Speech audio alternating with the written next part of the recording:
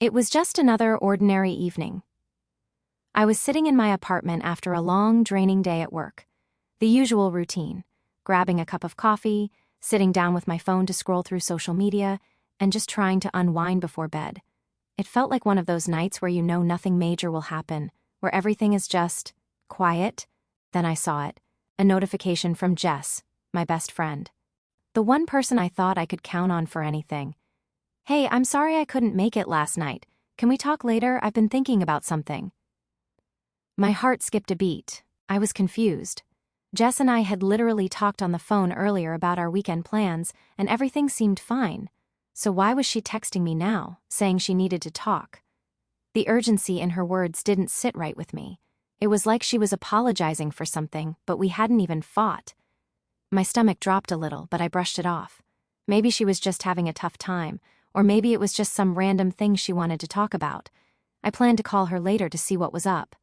But what I didn't know was that this message, this innocent message, was the beginning of something that would shatter everything I thought I knew about trust, friendship, and love. The next day, I was back to my usual scrolling through Instagram. I was mindlessly flipping through posts, trying to distract myself from work, when something made me freeze. It was a story from Jess. My stomach flipped as soon as I saw it. It was a picture of Jess and Ethan, my Ethan, together, sitting at a cafe, laughing, holding hands, looking like a couple, and there was a caption, "Forever and always." I couldn't breathe. I stared at my phone screen like I was seeing things. Was this some kind of joke? How could this be real? My best friend, the person I trusted with my heart, was with Ethan, the guy I had loved for 3 years, the same guy I had broken up with just months ago. My mind was racing, trying to process what I was looking at. Was this a one-off? Was this some kind of mistake? Maybe it was a misunderstanding, I told myself. But deep down, I knew it wasn't. I needed answers. I couldn't just sit here and wait for more information to hit me out of nowhere. My mind was spinning. My best friend was with my ex. How long had this been going on? How many times had she been there for me, pretending to be supportive, when in reality she was with the man I once called mine? I felt like everything in my life was being ripped apart. I picked up my phone to call Jess, but it went straight to voicemail. Of course, she was avoiding me, and I hated how it felt, but I wasn't going to just sit back and let this slide. I needed to know everything, and I needed to know it now. I texted her. My hands were shaking as I typed, "We need to talk, right now." No response. My heart was racing, my anxiety climbing. How could she just ignore me like this? We'd been friends for years, best friends, and now this.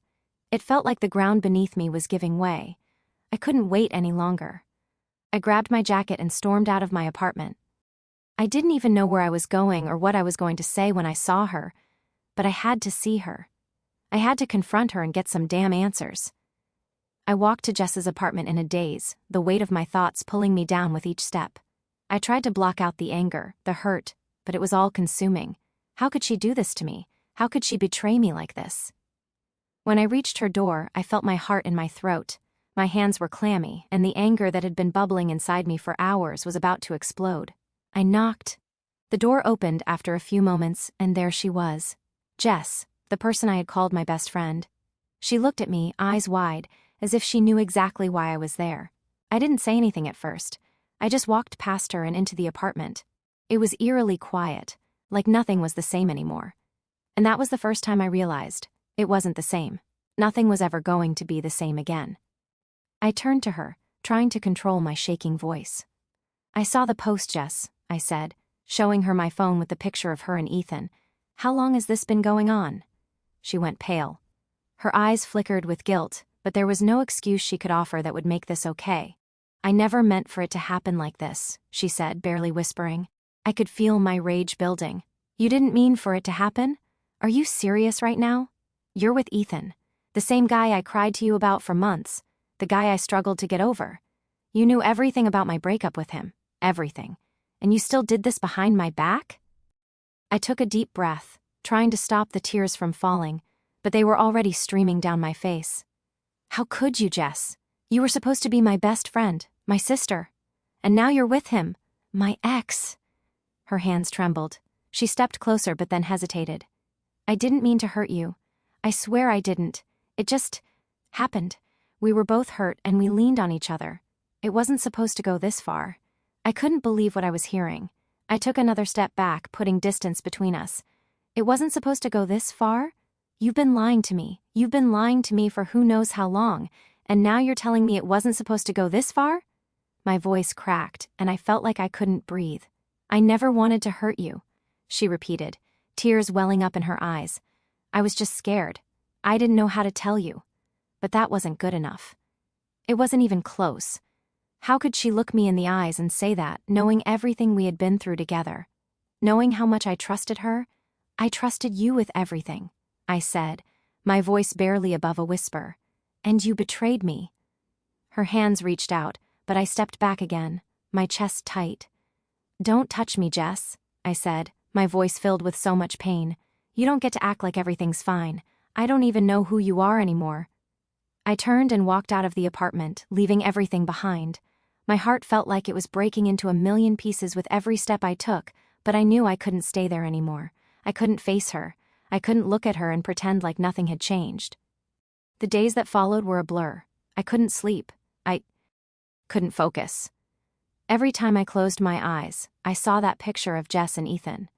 I kept replaying the conversation in my mind, wondering if I could have said something different, if I could have made her understand the depth of the pain she had caused me.